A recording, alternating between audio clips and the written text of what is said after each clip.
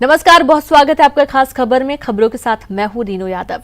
हैदराबाद में महिला डॉक्टर के साथ हैवानियत पर गुस्सा थमने का नाम नहीं ले रहा है। आरोपी की मां अपने बेटे के लिए मौत मांग रही है तो ढिलाई बरतने के आरोप में पुलिस पर भी गाज गिरी है। शमशाबाद पुलिस स्टेशन के सामने लोगों का ये सैलाब हैदराबाद की निर्भया को न्याय दिलाने के लिए पहुंचा है। यहाँ लोगों में गुस्से का ज्वालामुखी फूट चुका है और उन्हें बस अब उन चारों हैवानों के लिए सिर्फ और सिर्फ मौत चाहिए। इन लोगों का गुस्सा यहाँ की पुलिस पर भी फूटा। लोग मामले में पुलिस के ढीले रवैये से इतने नाराज हैं कि उनसे बचने के लिए पुलिस को अतिरिक्त बल बुलाना पड़ा, भीड़ पर लाठी चार्ज भी करना पड़ा। हैदराबाद पुलिस ने हालांकि इस केस में लापरवाही और ढीला रवैया बरतने वाले तीनों पुलिस कर्मियों को तुरंत प्रभाव से निलंबित कर दिया है और चारों आरोपियों को न्यायिक हिरासत में भी भेज दिया गया। लेकिन गुस्साए लोगों के उग्र प्रदर्शन के कारण पुलिस आरोपियों को कोर्ट नहीं ले जा पाई और पुलिस स्टेशन से ही वीडियो कॉन्फ्रेंसिंग के जरिए आरोपियों को मजिस्ट्रेट के सामने पेश कराई गई। राष्ट्रीय महिला आयोग की अध्यक्ष भी लोगों के गुस्से को जायज मानती है। बिल्कुल जायज़ गुस्सा है लोगों का और ये गुस्सा बना रहना चाहिए।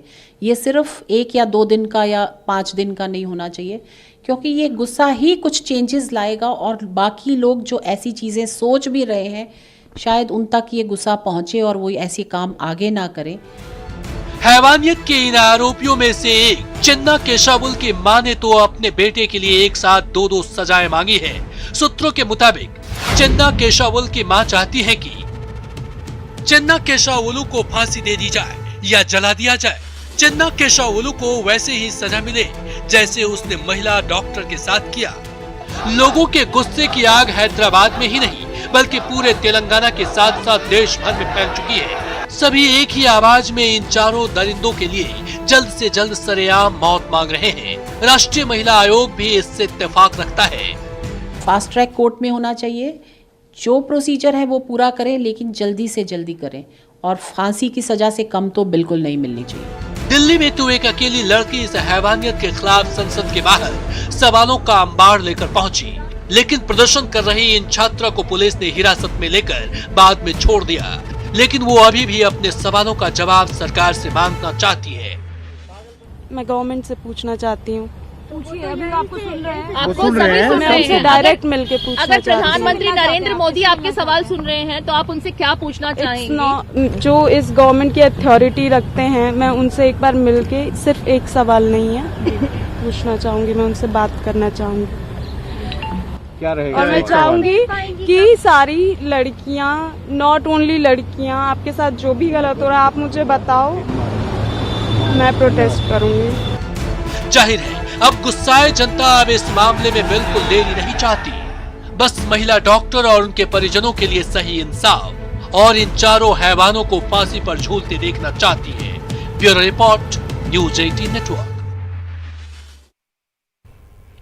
हैदराबाद के शमशाबाद में महिला डॉक्टर की हत्या के विरोध में बीसा भगवान के नाम से मशहूर चिलकुर बालाजी मंदिर में भी श्रद्धालुओं ने प्रदर्शन किया। प्रदर्शनकारी श्रद्धालुओं का साथ देते हुए मंदिर के पुजारियों ने भी करीब 20 मिनट के लिए मंदिर में पूजा रोक दी। सभी ने महिलाओं और लड़कियों की सुरक्षा के लिए प्रार्थना की।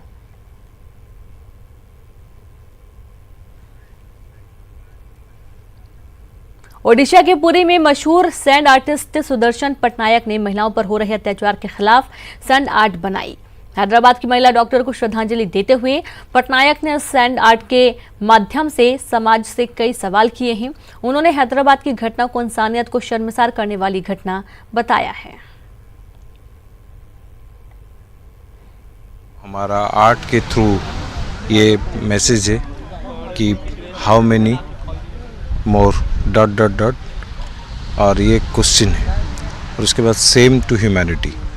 ये एक साथ में सारा भारत को एकजुट होके हर कोई नागरिक का एक ये रहना चाहिए कि इस टाइप के घटना कैसे उसको रोका जाए।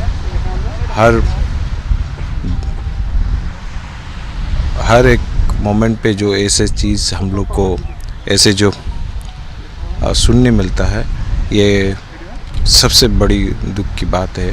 और इसलिए हम यहाँ पर कला के थ्रू ये मैसेज है कि सेम टू ह्यूमैनिटी। और अब खबर महाराष्ट्र की सियासत से जुड़ी हुई। शनिवार को विश्वास मत हासिल करने के बाद उद्धव सरकार ने दूसरा बड़ा टेस्ट भी पास कर लिया है। महाराष्ट्र विकास आघाड़ी के नाना भाऊ पटोले महाराष्ट्र विधानसभा के अध्यक्ष चुन लिए गए हैं। उन्हें निर्विरोध अध्यक्ष चुना गया है। हालांकि उनके खिलाफ बीजेपी ने अपना उम्मीदवार को उनके खिलाफ उतारा था, लेकिन चुनाव से पहले बीजेपी ने अपने उम्मीदवार का नाम वापस ले लिया। मुख्यमंत्री उद्धव ठाकरे ने कहा कि नाना पटोले एक किसान परिवार से आते हैं। उन्होंने कहा, मुझे पूरा भरोसा है कि वह सभी के साथ न्याय करेंगे। तो विपक्ष के नेता देवेंद्र फडणवीस ने कहा कि महाराष्ट्र विधानसभा की परंपरा के मुताबिक बीजेपी ने अपना उम्मीदवार वापस लिया है और उम्मीद है कि पटोले सभी पक्षों की बात सुनेंगे। विधानसभा अध्यक्ष के लिए विरोधी पक्ष नेता ने भी अर्ज किया था, फॉर्म भरा था। सारे लोगों के विनती के ऊपर अध्यक्ष की गरिमा कायम रखने के लिए विरोधी पक्ष ने अपना उम्मीदवार पीछे लिया है और आज का जो चुनाव है अध्यक्ष पद का वो बिन विरोध हो गया।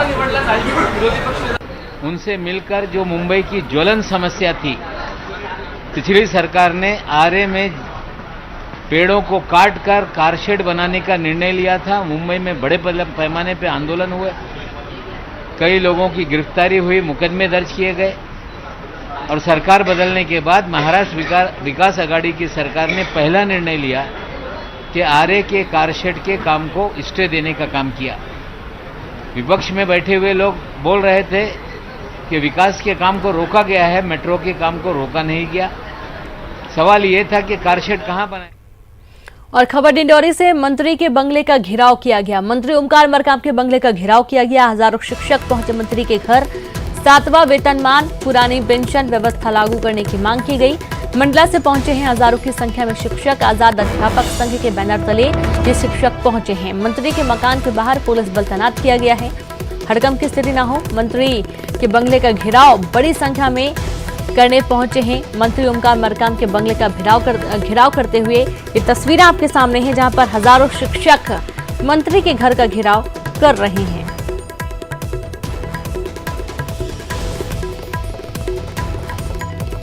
तो डिंडोरी से खबर, जहां मंत्री के बंगले का घेराव किया गया। मंत्री ओमकार मरकाम के बंगले का घेराव, हजारों शिक्षक पहुंचे मंत्री के घर।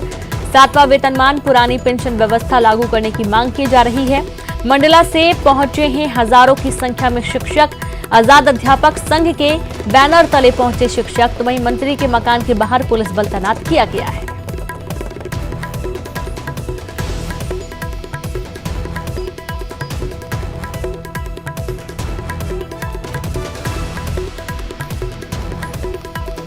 तो डिंडोरी से बड़ी खबर, मंत्री के बंगले का घेराव। मंत्री ओमकार मरकाम के बंगले का घेराव, हजारों शिक्षक पहुंचे मंत्री के घर।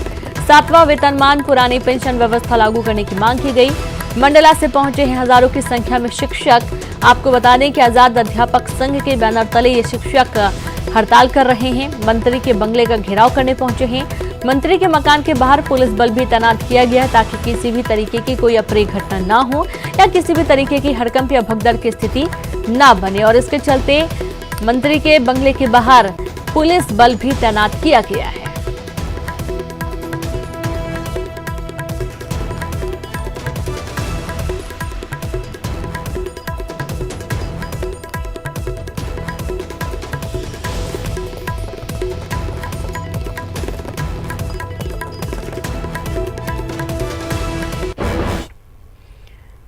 और खबर खरगोन से, जहां 16 शिक्षकों के रिटायरमेंट के विरोध में राज्य शिक्षक संघ के प्रांतीय अध्यक्ष जगदीश यादव का बयान। 20 से 50 का फॉर्मूला लगाकर शिक्षकों को रिटायरमेंट देना गलत है।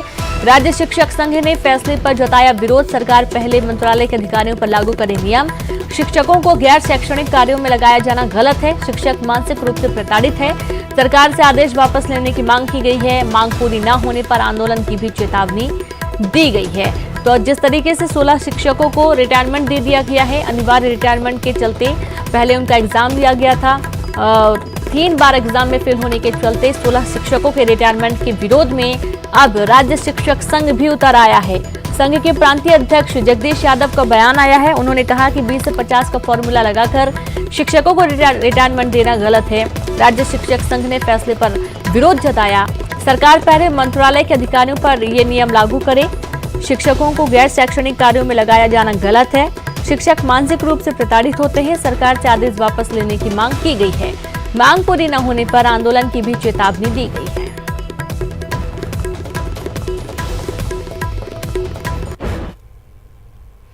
एमपी में यूरिया की किल्लत को लेकर पूर्व कृषि मंत्री गौरीशंकर बिसेन ने मौजूदा कांग्रेस सरकार को घेरा है। गौरीशंकर बिसेन की माने तो केंद्र की ओर से राज्य सरकार को पर्याप्त यूरिया मिल रहा है, लेकिन इस सरकार की किसानों को लेकर कोई प्लानिंग और पॉलिसी नहीं है, जिस वजह से किसानों को खाद की किल्लत हो रही है। गौरीशंकर बिसेन ने आरोप लगाया कि सरकार ने इस बात का आंकलन ही नहीं किया कि प्रदेश में किसानों को कितने यूरिया की जरूरत पड़ेगी।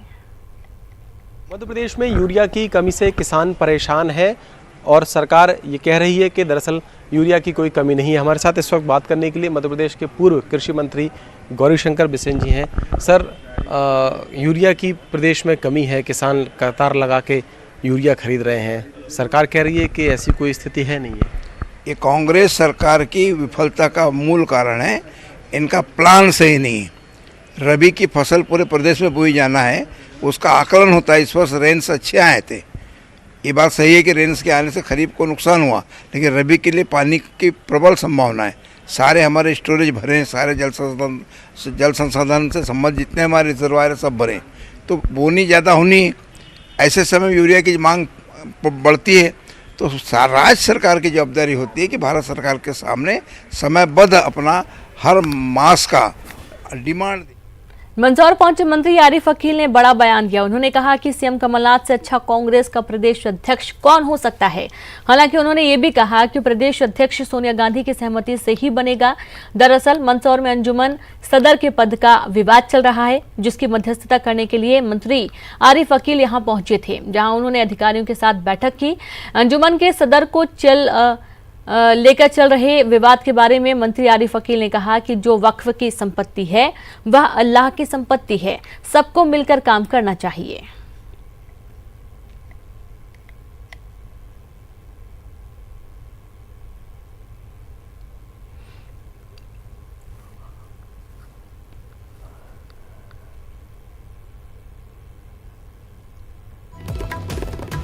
तो अंजुमन सदर मामले में बैठक हो रही थी और बैठक के दौरान ही मंत्री आरिफ अकील ने बड़ा बयान दिया। उन्होंने कहा कि सीएम कमलनाथ से अच्छा कांग्रेस का प्रदेश अध्यक्ष कौन हो सकता है। हालांकि उन्होंने ये भी कहा कि प्रदेश अध्यक्ष सोनिया गांधी की सहमति से ही बनेगा।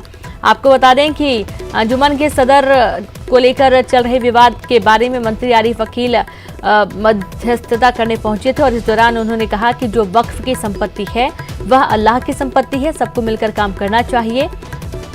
और इसी दौरान उन्होंने कांग्रेस के प्रदेश अध्यक्ष को लेकर भी बड़ा बयान दिया।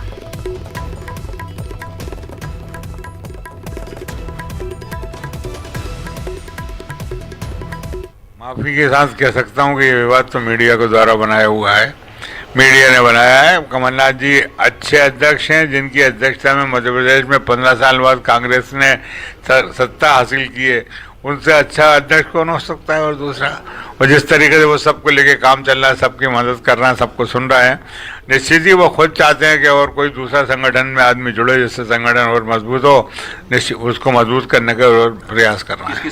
हम ये चाहते हैं अंजुमन में नया सदर बैठे, जो अभी जो वर्तमान में सदर जो बैठे हैं भाजपा शासन के टाइम से जो बैठे हैं और जिनकी निष्क्रियता से मुस्लिम कौम को काफ़ी नुकसान हुआ है, वक्त संपत्तियों को नुकसान हुआ है। 6 कमेटियाँ 5-6-7 कमेटियाँ वहाँ पे गई हुई है और सिर्फ अंजुमन का सदर बनना चाहते हैं। मेरा यह कहना है कि भाई अंजुमन का सदर बनना है, आपका लक्ष्य क्या है, आपने समाज के कौम के लिए क्या काम किया। और वक्त एक ब्रेक का है, हम जल्द हाजिर होंगे।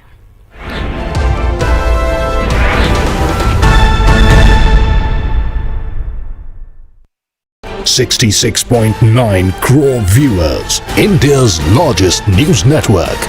News 18 Network.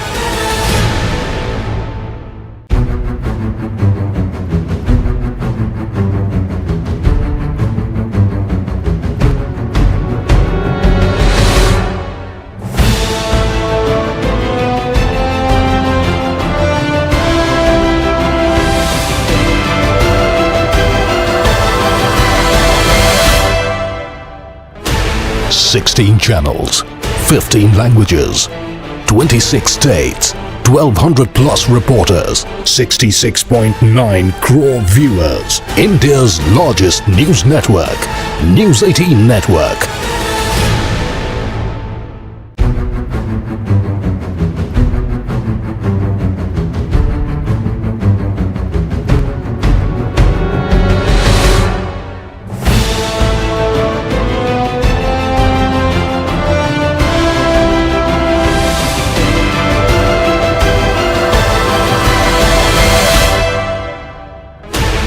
Sixteen channels, 15 languages, 26 states, 1200 plus reporters, 66.9 crore viewers. India's largest news network, News 18 Network.